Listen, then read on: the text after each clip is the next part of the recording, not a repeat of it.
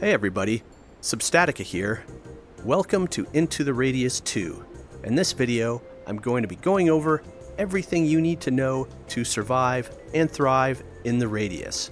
Before we get started though, take a minute to click the S in the corner to subscribe. Heading for 50,000 subscribers, I would love to have you on the team. Also like, share, leave a comment, let me know what you think of the video or the game. And if you've played Into the Radius 2, leave your own tips and tricks down in the comments. Now that I've finished my workout, which does absolutely nothing, let's go over the buildings in the base. We have the command room, we have the exchange counter, we have our dormitory, and then we have our armory. More is going to be added, but this is what we have at the moment. Remember, this is early access. Let's start with the command room. This is where you are going to accept missions and turn missions in. Once the computer boots up, you will have a pending tab, which is missions available for you to accept, and then you have an accepted tab, which is missions that are currently in progress or ready to complete. Once they're ready to complete, you can click the complete button. If there's something to deliver, these doors will open. You place the items in that compartment and then click OK. And if there are rewards, the rewards will be delivered through this compartment as well. If for some reason you have the items but it's not showing as completable on the screen, just take the items out of your pack, maybe drop them, put them back in, and that should reset it. Now, Into the Radius 2, you level up by gaining security levels. Right now, I'm at security level 3, but to level up your security clearance, there will be top missions that appear on this screen, and you need a certain number of security points to access those top missions. So you do other missions to gain security points. That gives you access to top missions, and those top missions eventually will unlock the next security level. And that's basically all you have in the command center, is accepting missions and completing missions. Let's move on to the exchange counter, which is the store where we sell loot and buy gear. So anything you want to sell can go in here. You can keep your empty ammo boxes or any gear that you don't want, throw it in here. Any artifacts or anomalous objects, all that goes in here. Put it in the bin, be careful not to throw it behind the bin, and then click the sell button up on the screen here to get your store credits. Let's head into the store. A couple things about the store initially is that most attachments and items will not work when you are in the store. So things like loading ammo into a magazine or turning on attachments will just not function in the store. So keep that in mind. Take it outside the store after you've purchased it to try it out. Now, items are arranged generally by security level and ammo type. Some of this is available at security level 1, and then security level 2 opens some of this, and then security level 3 is basically over here. Although this scope in particular is unlocked at security level 2, so keep that in mind. Over here we have the chest rigs. Chest rigs determine where you can slot weapons that are accessible without taking your pack off. And we have left-handed rigs, or what are intended to be left-handed rigs, on the left here, and then right-handed rigs on the right here. And you can see that each rig has a slightly different combination of an ammo pouch or a miscellaneous pouch, mag slots, weapon slots, and then you also have item slots on the straps. I have a video that goes over all of the chest rigs. I'll put a link to that in the description so you can check them out and see which you would prefer. Then we have backpacks, which are all these hard cases. Now, backpacks have a combination of kind of slots for small items on the inside of the lid. They sometimes have pouches that you can see here for small items on the outside of the pack, And then they can also have slots for weapons on the outside of the pack. So as you level up and save up some credits, you can upgrade your backpack. This is the highest level, which gives you 2 weapon slots, some slots on the lid, as well as all of this space inside. Now, I'm wearing one of the higher level rigs. You can see I've got 1 magazine for my sidearm, 2 magazines for my primary, a flashlight, a chest light, detector, which is always on this arm and will always snap back to it, and then some probes. Now, for magazine slots, you always want to have 1 empty magazine slot to receive your empty magazine as you're changing them out. So if you're running a primary and a secondary, you want to have 1 empty mag slot for each. You don't want to be dropping mags in the zone. They're expensive. Then I like to keep my med injectors in my side pouch here for fast access. The red is a little bit, the blue is more, and then the green is full health. And you use those by grabbing them, pulling the trigger, and slamming them into your arm. And they will heal you over time. Now, let's talk about the ammo. I always go for tracers. You can see that the difference is negligible. It's only 10 extra credits to get tracers, 30 extra credits on the shotgun shells, 20 on the 9x19. So I think it's worth it to go for tracers. At night, it makes it really easy to see your shots. Our consumables are probes. I don't use a lot of probes. I did in Into the Radius 1, but they are limited to, I think, 20 or 30 probes per probe case. I find it easier to just look for the anomaly cores, get used to looking for those cores, and then identify them and avoid them.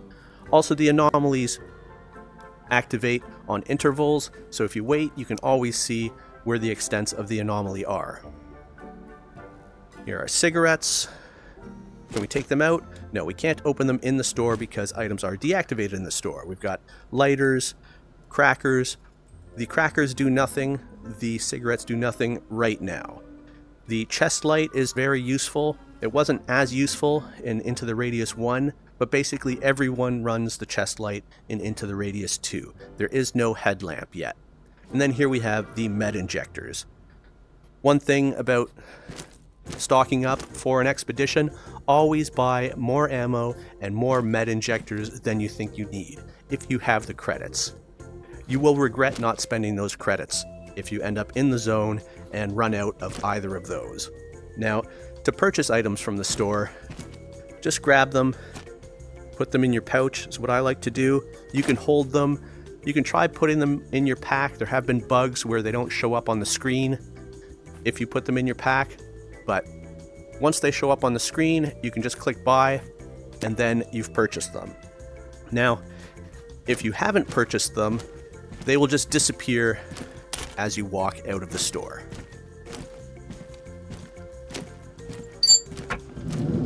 Bing! Alright, we've got checkerboard here, we've got pull-up bars over there, and let's head in to the dorm. This is where I'm storing things, although we have a lot more space in the armory to store things. You've got weapon walls, you've got racks for both the chest rigs and the backpack. Now, to purchase a new chest rig or a new backpack, what you want to do is take off your current one and leave it on one of these racks. You do that by pressing the lower button on the controller and then using the grip trigger to grab it. You can then put it on a rack. You can leave all the gear on it. For the backpack, it's a bit easier. You don't have to press the button, just the grip trigger, and now you are ready to go purchase a new rig and a new pack. Put that back on. To get them off of the racks, you don't have to press the button either. Think of the button as a quasi-temporary dressing mode, which was in Into the Radius 1. Now, in the dormitory here, you have your medical shower. Always use this if you can. It does cost money until you get to security level 3 and then it's free, but it's cheaper than med injectors. So if you're out of danger and heading back to base, don't use your med injectors, come to the shower here. You can forget sometimes, that's alright, but when you can, always use the shower. We've got lots of racks here. I like to save up some artifacts and distorted objects. That's what these are. These distorted objects are basically just cache loot, but there are missions that require specific distorted objects. And for that reason, it's good to keep a couple on hand. So if you take a mission that requires them, you can just grab them off the shelf. Now, the wrench that you see here is rather rare. There's also a lock that's rather rare. So if you get one of those, don't sell it, put it on a shelf and use it for a mission that requires it. Now, speaking of attachments, to turn on attachments, let's find a weapon with an attachment to turn on. It's rather like dressing mode in that you have to press the lower button on the controller and move your offhand to the attachment and then pull the index trigger, and that will toggle the attachment on and off. To actually remove the attachment, the process is the same, except instead of the index trigger, use the grab trigger, and then you will be removing the attachment.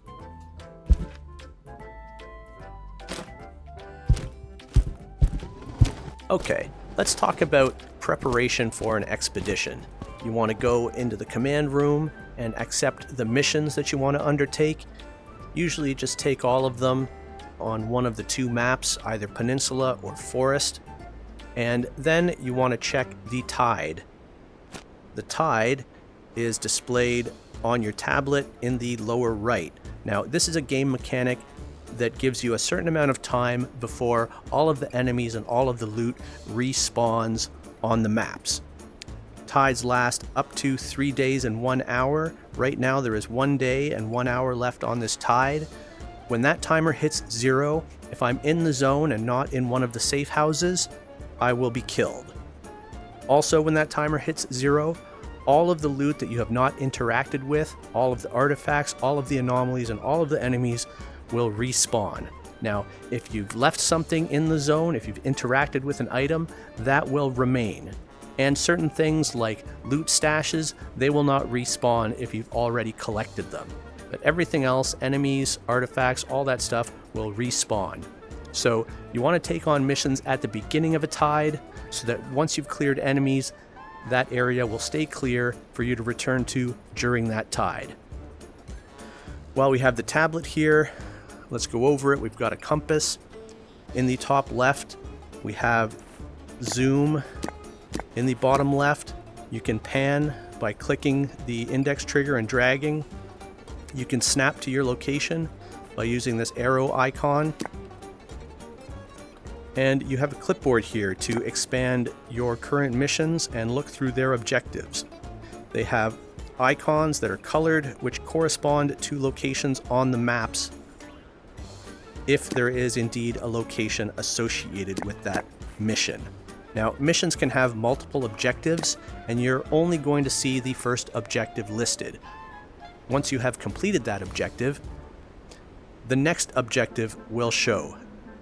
There will be a chime, and when you hear that chime, you're going to want to go into your tablet here, look up the mission, and click more info to see what the next objective is. So make sure that you're always rationing your ammo and meds, because sometimes you don't know how many objectives a certain mission is going to have, and some of them have a lot.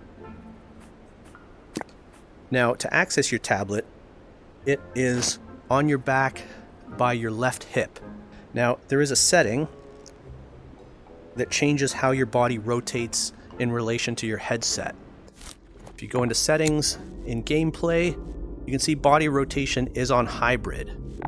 That's how I prefer it, because you can see my body stops rotating and I can look down and see my tablet and my pouch. But if I switch that to headlock, that is going to lock my body's rotation to my headset. For me, that makes it harder to reach objects in my pouch and my tablet, so I like leaving it on hybrid. And if you find yourself too tall or too short in game, you want to center your headset and then go to controls and click calibrate height. What else do we need to do for mission prep? We have our chest light. I have a flashlight, which I don't really need. I have meds. I have magazines and empty magazine slots. I want to make sure that all of my guns are off safe. I don't think the Glock has a safe, but we're going to pull up its info, and fire mode is on single. So that's what we want. I've got an AK here. You can visually check the fire mode on some of the weapons, but I'm going to hold down the info, and you can see right now it is on safe. Now you're going to want to take it off safe by clicking the same button that brings up the info, the higher button on your Quest controller, and you can see the fire selector move there. We are now on full auto. I'm going to switch it to single, and make sure that you charge the weapon when it is off safe. Some weapons will not charge when they are on safe. Okay, ready to rock and roll with this. I have a scope, and I also have a canted sight, and under those we have the iron sights. Now aiming is very important in the game. You can hit targets at a great distance if you are taking the time to aim. Now make sure you are not moving while you're aiming. If your character is moving, it's really going to throw things off. And if you're not familiar with how to aim with sights like these, what you do is you put the ball in the bucket. The ball is this front sight, this little green dot, and the bucket are these two dots on the rear of the gun. So if we're looking, we want to take that ball, which is the front sight, and put it in the bucket, which is the back sight. Then we are lined up. All the sights are slightly different, so take some time, practice with the weapon. Now we also need ammo, which we do not have yet.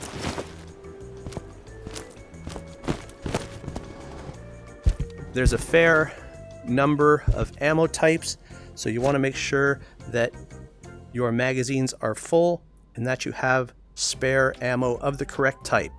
So 545 by 39. That is these ones. Pulling up the info. That's full. That's full. You can grab the weapon itself. That is almost full. So let's take some boxes. Most of this is ammo that I've salvaged. That's why it's not tracers. And then for the Glock, we want 9x19. Now, the backpack is freeform. You can have ammo boxes sticking out for easy access, and you can layer them to save space. As long as you see that green outline, you can let go and the item will stay. Let's just check the ammo on the Glock. Not too bad. Now, we also have a weight system in this game. If I'm not holding anything and I press the info button, it's going to bring up our weight allowances. Each backpack and chest rig will add to your personal weight allowance. And once you exceed that personal weight allowance, you're going to have penalties on your sprint and speed. So as you progress through the game and get better gear, you're able to carry more. And if you find that you're overburdened, you can always leave things in piles on the road, or in some cases you can throw weapons ahead and then pick them up as you get there.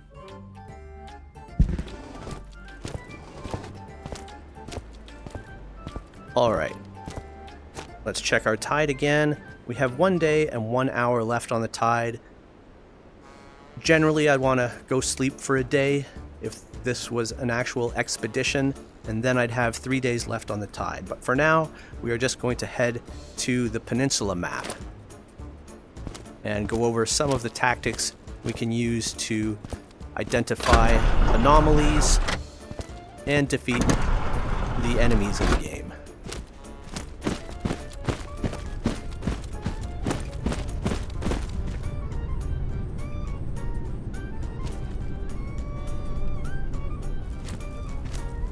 Here we are on the peninsula map. One of the things about the Into the Radius series is that all of the elements have sound cues, and you want to learn those sound cues so that you recognize them. I hear some anomalies over there, and certain anomalies will spawn in the same area for each map. I hear an electrical anomaly up ahead. That crackling, that is a moving cube that, if it's close enough, it'll cause basically a lightning storm, and if you don't get out of it really quickly, it's going to be the end of you. Now, I know there's some mimics just over here, which is one of the enemies, a humanoid enemy that shoots at you. And then you also have enemies called creeps, which in previous games they were called spawns. Now they're called creeps, and they look like bundles of magnetic tape. So when I engage these mimics, creeps are likely to be alerted and come rushing at me. Now for creeps, you can duck when they leap at you, or just wait till they stop. They'll stop for about 1.5 to 2 seconds before they leap at you, and that's a great opportunity to shoot them. If they do leap at you, you can duck and they'll go right over your head, and then they'll pause when they land. And also you can put a tree or some object between you and the creep, and when it leaps, it can get stuck on that tree, and then you can dispatch it at your leisure. Now, as I said previously, for mimics, you want to always have cover. It's terrible cover here. You can actually use your backpack as cover if you want to kind of cheese the game a bit, but generally you always want to be behind cover. I don't hear anything yet. A lot of times they will get the first shot. I don't see anything yet either. I hear the electrical anomaly. That's it right there. It appears and disappears. Still not seeing any mimics up here.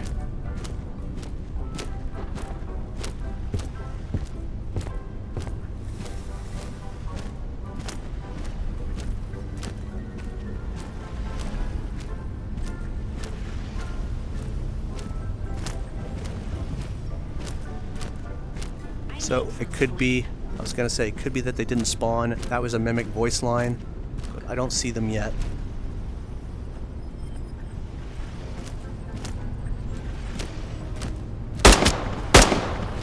They're over there, right there.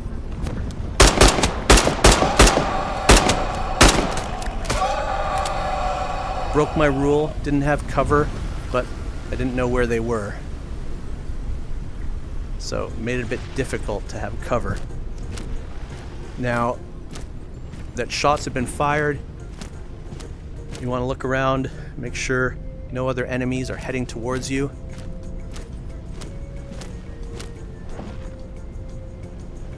These anomalies move on set paths, so just learn their path and then avoid them. You can look for the cores of those anomalies, which will bounce you around and damage you if you get caught in them. Here comes a creep. Just paused. We ducked. It flew over us and we were able to take it out. Okay, we have another mimic. We're caught in the open, so we're just gonna rush forward to get a bit of cover here. We're at half health.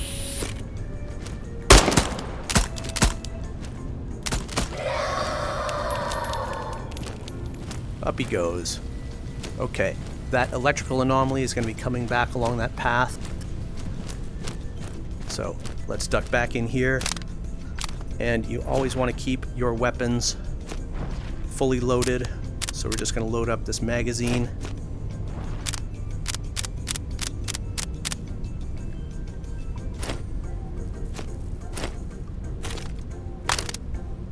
Keep your empty boxes and your full boxes of ammo separate in your pack.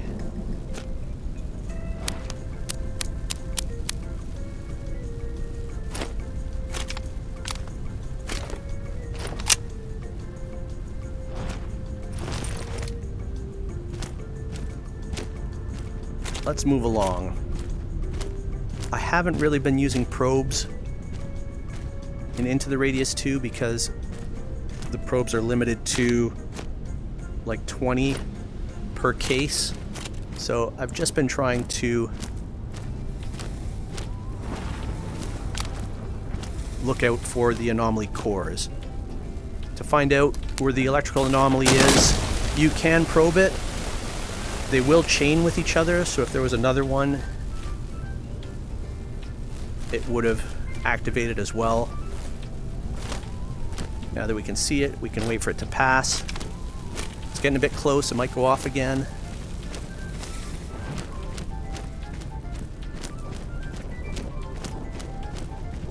These things here are ash.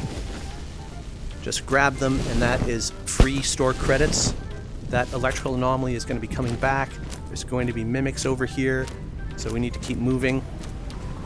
Get behind cover and try to keep track of our escape route. I hear the electrical anomaly, so I'm going to get in these rocks. They won't save me, but I don't think it's coming this far. Okay.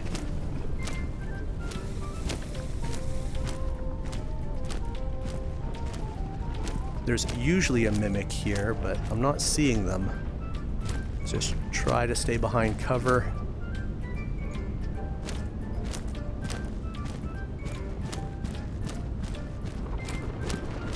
We'll see if we can find some more creeps. Hey, buddy.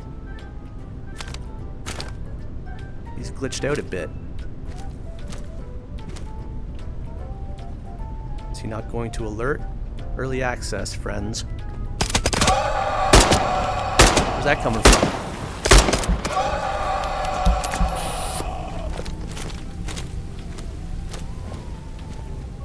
Things happen quick. That's why I keep my meds right in that side pouch.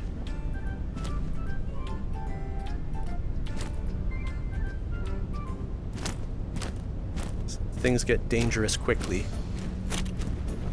Okay. Change out that magazine and reload this one. You may feel comfortable with a full mag in the weapon, but if you have the chance, always reload. This is actually my first expedition at security level 3, so I'm not used to all the spawns. They've also been updating the spawn numbers.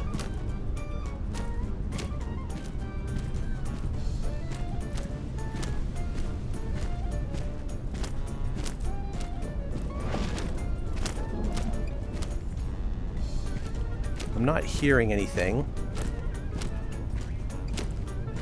Let's talk about artifacts. Artifacts, you have the detector for. It's now going off. Sometimes they're easily collected, other times they're in anomaly fields or clusters.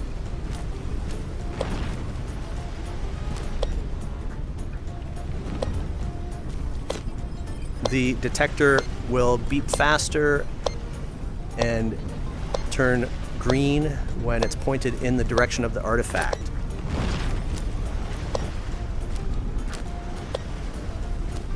I see the artifact over there. This one is encased in what I call doilies. This one you have to grab. Others you have to shine your flashlight on or shoot. This one you have to reach in and grab it. The other ones you can distance grab once you've shone the flashlight on them or shot the jars that encase them. And this one you cannot distance grab. You need to reach in there. So in some cases you don't actually have to go right up to the artifact. If you can distance grab it, maybe you don't have to go down a ladder or up a ladder. You can just reach out and grab it with the distance grab, but not the doily artifact. Let's see if we can find another creep to engage. I think there's going to be some over here, but again, I'm not sure how many mimics there are. As I said, you can put trees between you and the creeps, so we'll try to do that. There's probably a creep over here.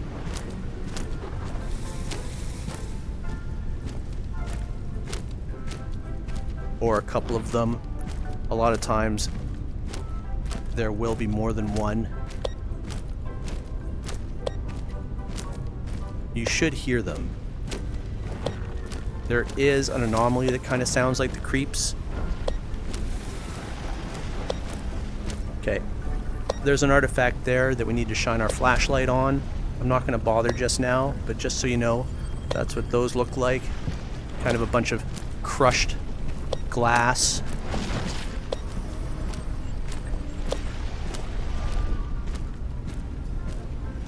We are running into mimic territory here. So it seems like there are no more creeps on this side.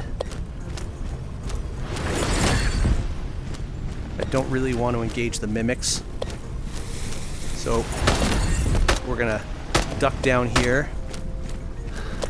That is an artifact that we need to shoot, and then we can actually distance grab it.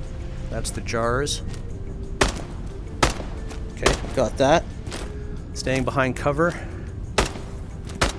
And we're gonna head over here because I know there's some creeps over here that we can engage.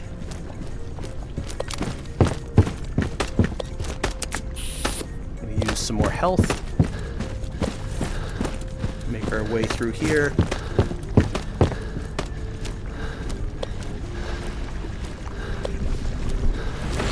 And we're gonna die. No, okay. We got bounced into the hell slime, which it's hard for you to move through, and it does damage you. Okay, I see a mimic. I don't really have any good cover.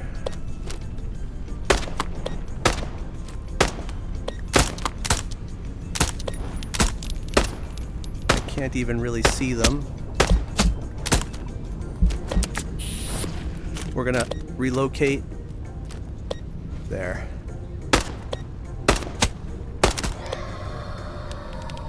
Okay, creeps will be coming. Maybe more mimics. I don't hear any creeps, which is a bit surprising. I hear the electrical anomaly. So we're gonna take advantage of that and move up. There's another artifact. Grab that. Stick it in the pouch if you're in a rush. We're going to get off the path because that electrical anomaly is coming back.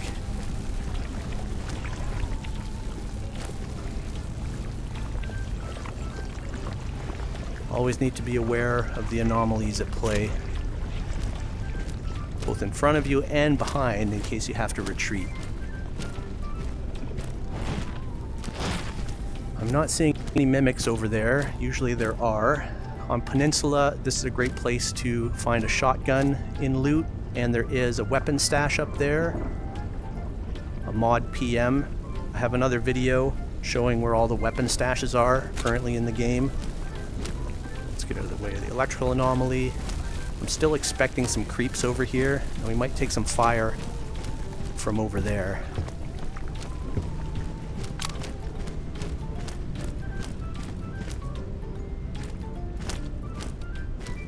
Seems like they changed the spawns, so there's no creeps here, which is interesting because there used to be 3. Or maybe it's randomized. Oh, I hear one. Not that.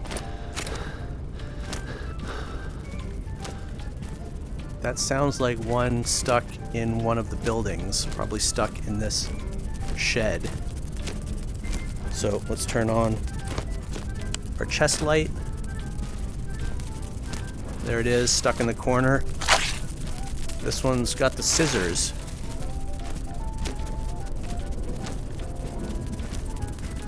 I mean, if they're stuck like this, you can just dispatch them. I'm gonna try to lure it out. Seems like it's not gonna get out.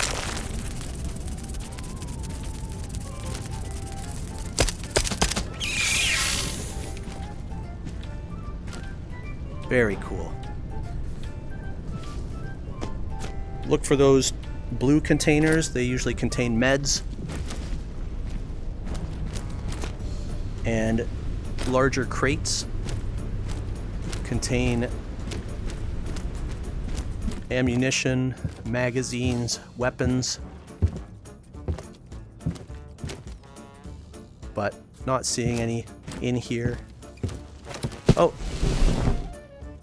There's one right there. So those are randomized. You may find a weapon in them, you may just find magazines and ammunition. There's another anomaly cluster over here. Then there is a portal here. Well, I think I've given you enough for you to get off to a good start, to survive and potentially even thrive in the zone. If you haven't already, take a minute to click the S in the corner to subscribe. I'm heading for 50,000 subscribers. I'd love to have you on the team. Also, like, share, leave a comment. Let me know what you think of the video or the game. And if you've played, leave your own tips and tricks in the comments.